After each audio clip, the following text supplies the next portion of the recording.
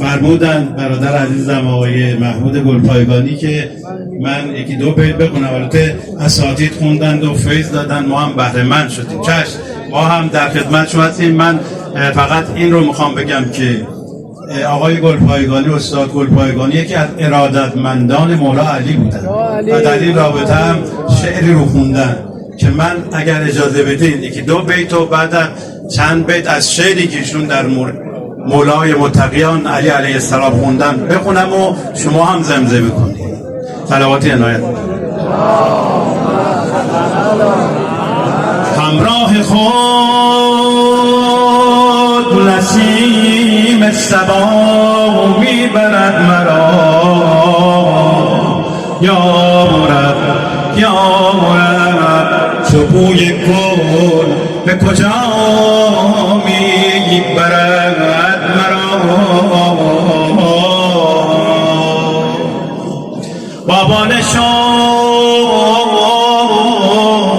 ذره به خورشید میرسد، پرواز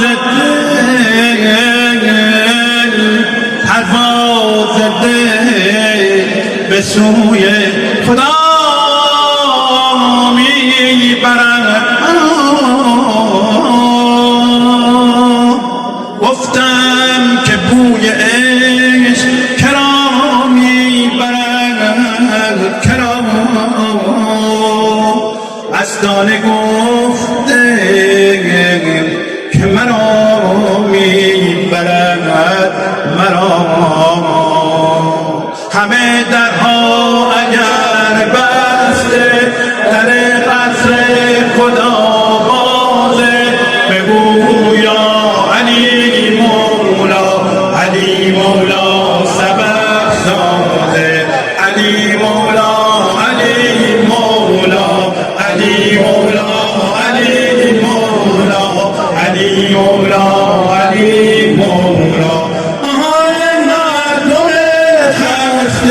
آهای دلهای بشکسته، کبوترهای پر بسته، گلهای در خزان بسته، کبوترهای پر بسته، گلهای در خزان بسته، گلهای در خزان بسته.